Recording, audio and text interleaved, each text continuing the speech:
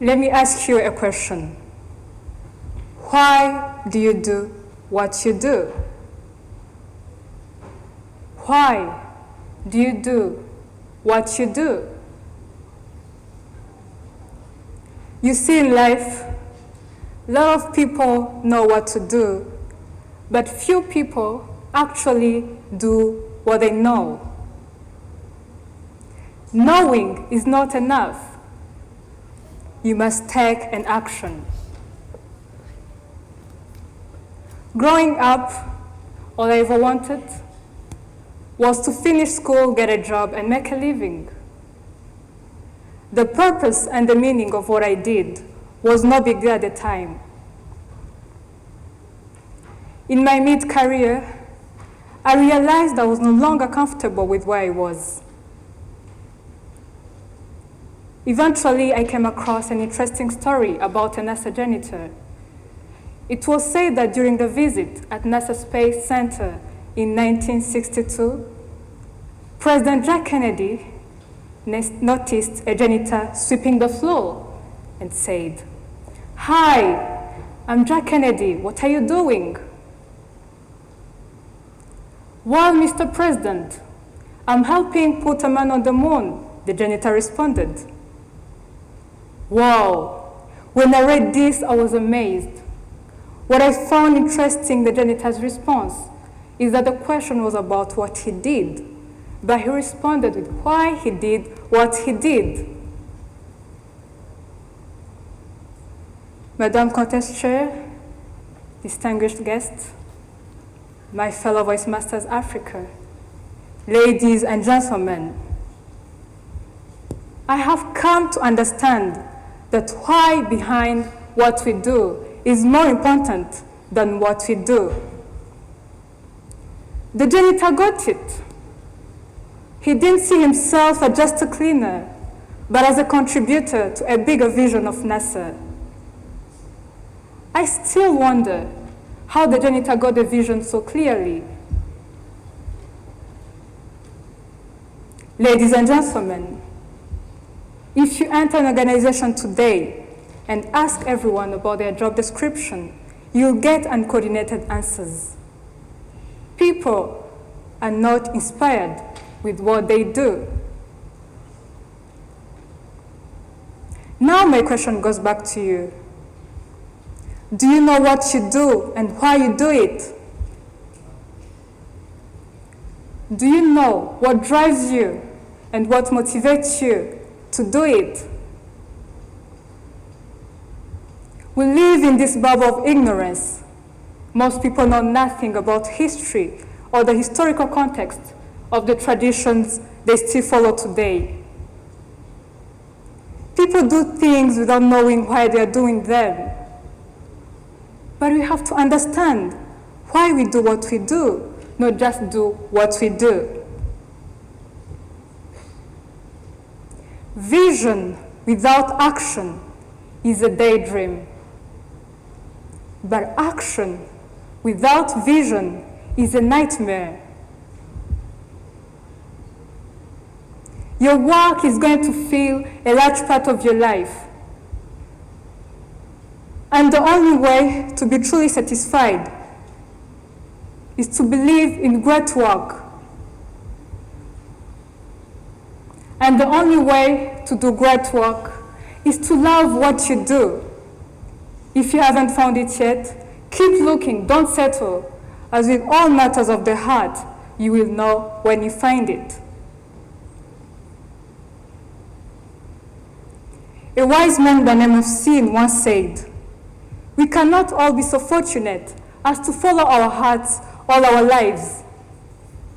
We need to survive, we need to pay our bills. Unexpected obstacles sideswipe us, and life happens not always as we plan. But it's still important to recognize that fire within us, because we have the ability to live those values regardless of what we do for work. Create not for the money, not for the fame, not for the recognition, but for the pure joy of creating something and sharing it.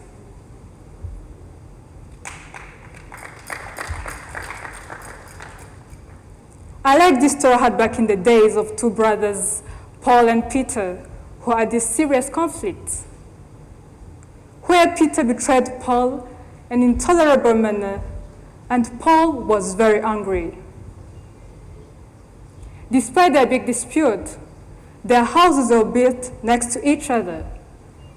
And one morning, Paul got an idea of a wall construction separating him from his brother Peter.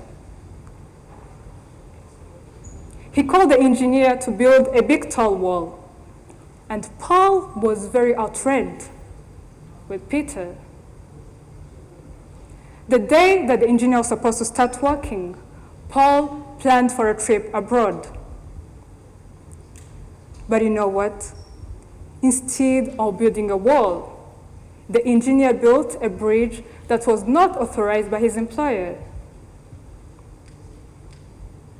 Now, at the return to his home, Paul was shocked to see what the engineer had done. Before he mentioned anything, he went in for his family as he was waiting his engineer for explanations. Early in the morning, Peter came out from his house and was shocked to see a bridge that connected his house to Paul's house. And he was heartfelt. He decided to use the bridge to go and meet Paul. As he was walking to Paul's house, he found Paul standing on the bridge. Immediately, he fell on his knees, crying so hard, apologizing, and thanking him for building a bridge after all the wrongs he had done to him. From that moment, Paul forgave Peter and reconciled. The next day, the engineer was called to explain why he changed the instructions he was given. And he explained that he couldn't build a wall between brothers, but a bridge. He couldn't separate them, but unite. He couldn't break, but assemble. He couldn't divide, but connect.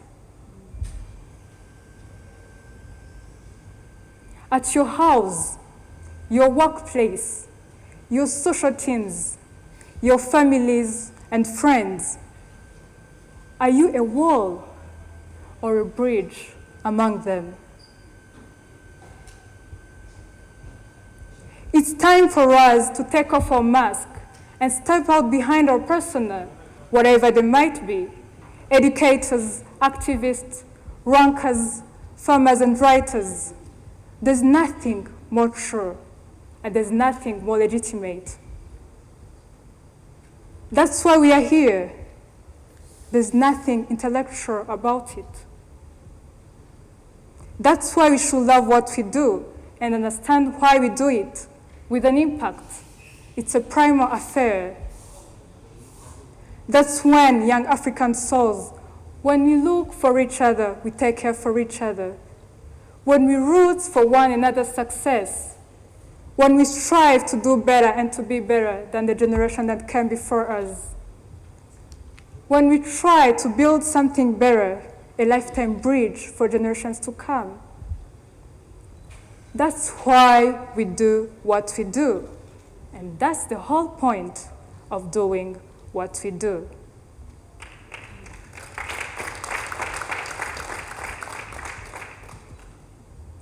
You see, in life, a lot of people know what to do, but few people actually do what they know.